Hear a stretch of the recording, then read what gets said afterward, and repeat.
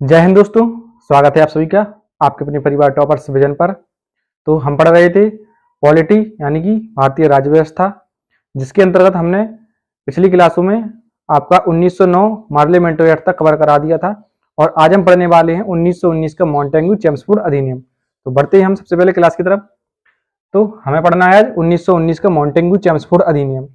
तो यहाँ पर पूछा जाए कि 1919 का जो मॉन्टेग्यू चेम्सफोर्ड अधिनियम हुआ था, इसमें भारत सचिव और वायसराय कौन थे। तो हमने आपको कल की क्लास में बताया था कि जो शब्द आगे लिखा होगा वह होगा भारत सचिव और जो पीछे लिखा होगा वह होगा वायसराय। तो यहाँ पर मॉन्टेग्यू हो जाएंगे भारत सचिव और चेम्सफोर्ड हो जाएंगे वायसराय। तो इस प्रकार से यह प्रश्न बन सकता है, तो इसको भी आप नोट कर लीजिए।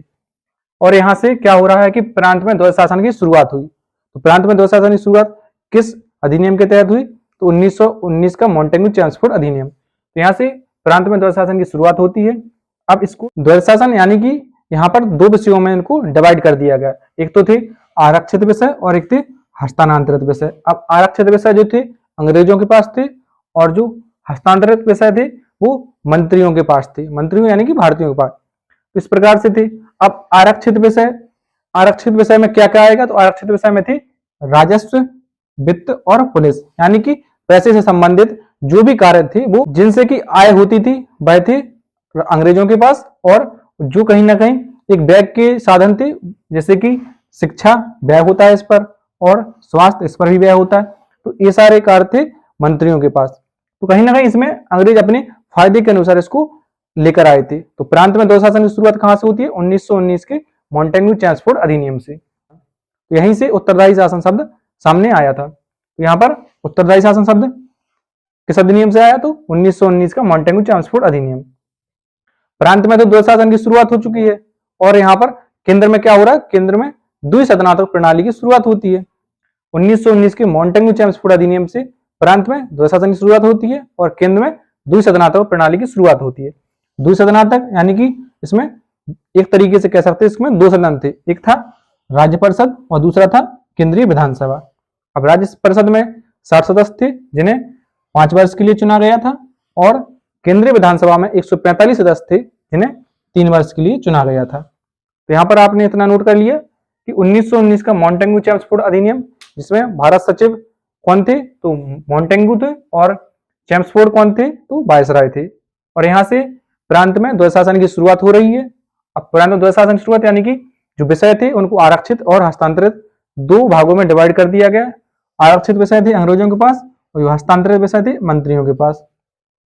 और इस अधिनियम के तहत उत्तरदायी शासन शब्द सामने आया और केंद्र में द्विसदनात्मक प्रणाली की शुरुआत हुई। तो यहाँ से एक था राज्य परिषद और केंद्रीय विधानसभा।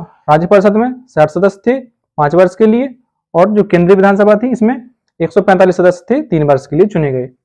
अब हम आगे बढ़ते हैं। इसी अधिनियम के तहत लोक सेवा आयोग के गठन की सिफारिश की गई। तो इसमें ऐसा कहा गया कि हमें एक लोक सेवा आयोग के गठन करना चाहिए, तो इसकी सिफारिश की गई। तो इस सिफारिश के लिए एक आयोग भी बना। इसने आयोग बना कब? तो 1926 में। तो लोक सेवा आयोग के गठन के लिए सिफारिश की गई, जिसके लिए एक आयोग बनता है। और आयोग कब बना? तो 1926 में। तो इसके फर्स्ट अध्यक्ष थे सर रोज बर्कर। तो पूछा जाए कि लोक सेवा आयोग के गठन की सिफारिश किस अधिनियम के तहत होती है? तो 1919 का मॉन्टेग्यू चेम्सफोर्ड अधिनियम। इसके फर्स्ट अध्यक्ष कौन थे? तो सर रोज बर्कर। कब इसकी? तो इसके लिए कौन सा आयोग बनता है? तो इसके लिए ली आयोग बना 1926 में।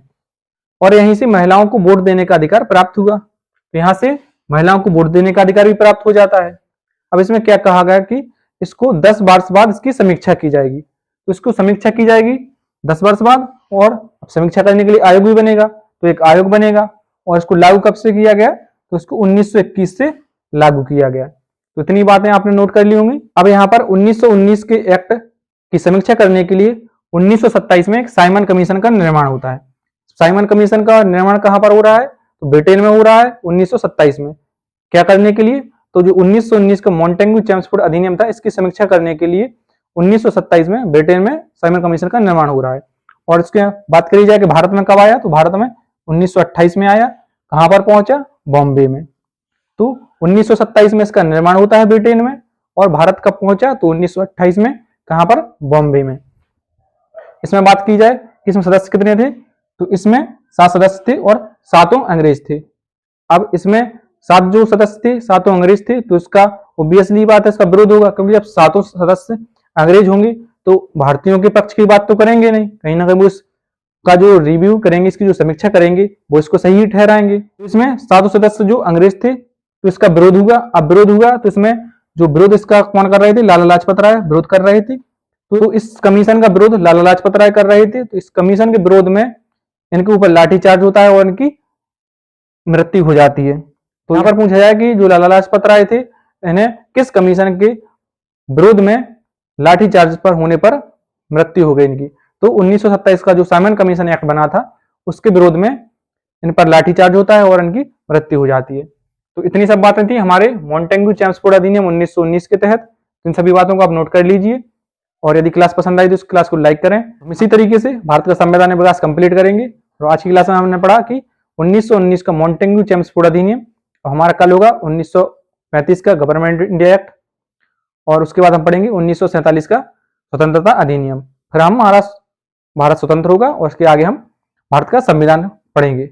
तो इतनी सब बातें हमारे मॉन्टेग्यू चेम्सफोर्ड अधिनियम के तहत थी, जिसको हमने आपको एक शॉर्ट नोट्स के माध्यम से आपको यहाँ पर लिखा दिया है। तो आप इसको नोट कर लीजिए और बार बार रिवाइज करते रहिए। तो इतनी सब बातें थी हमारे मॉन्टेग्यू चेम्सफोर्ड अधिनियम 1919 के तहत।